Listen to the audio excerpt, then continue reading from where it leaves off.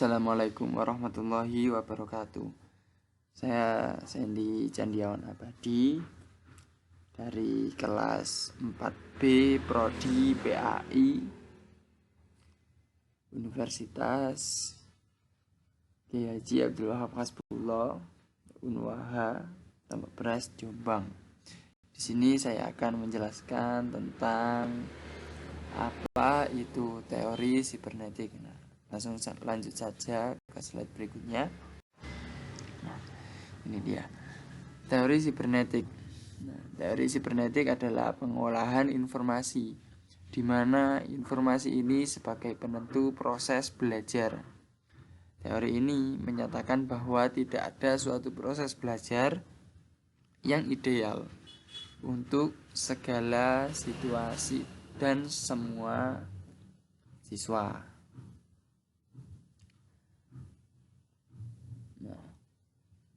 Teori sibernetik ini merupakan teori belajar yang relatif baru dibandingkan dengan teori-teori belajar yang sudah ada atau yang sudah dibahas sebelumnya.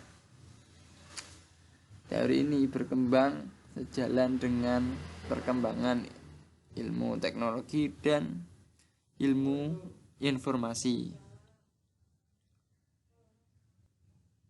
Untuk sebuah informasi mungkin akan dipelajari oleh seorang siswa dengan satu macam proses belajar, dan informasi yang sama mungkin akan dipelajari siswa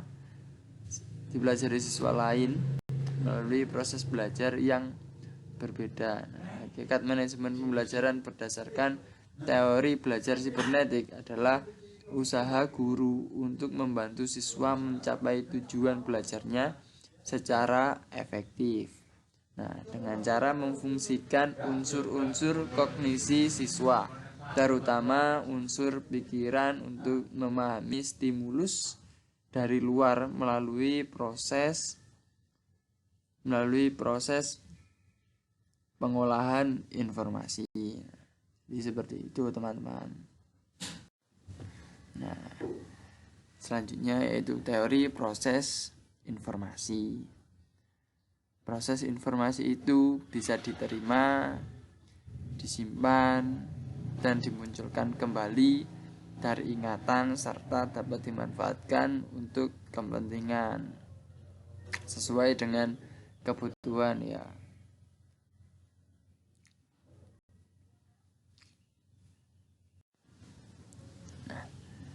Untuk komponen proses informasi adalah sensory reseptor yang pertama, dan yang kedua working memory, dan yang ketiga long term memory. Apa sih sensory reseptor itu? Sensory reseptor itu merupakan tempat pertama kali informasi diterima dari luar. Di dalam sensory reseptor itu informasi ditangkap dalam bentuk asli. Informasi hanya dapat bertahan dalam waktu yang sangat singkat, dan informasi tadi mudah terganggu atau berganti. Jadi seperti itu. Untuk yang selanjutnya working memory. Diasumsikan mampu menangkap informasi yang diberikan perhatian attention oleh tiap-tiap individu. Pemberian perhatian ini dipengaruhi oleh peran persepsi. Karakternya satu, memiliki kapasitas yang terbatas. Informasi di dalamnya hanya mampu bertahan lebih sedikit, kurang lebih 15 detik apabila tanpa pengulangan. Untuk yang selanjutnya yaitu long term memory. Sesuai dengan bahasanya ya. Diasumsikan satu, berisi semua pengetahuan yang telah dimiliki oleh individu, mempunyai kapasitas tidak terbatas, bahwa sekali informasi disimpan dalam long term memory atau LTM, ia tidak akan pernah terhapus atau hilang. Jadi jangkanya panjang. Seperti itu. Nah, di sini saya mengambil salah satu tokoh menyebutkan bahwa belajar adalah proses internal yang tidak dapat diamati secara langsung dan merupakan perubahan kemampuan yang terikat pada situasi tertentu. Nah, berarti untuk belajar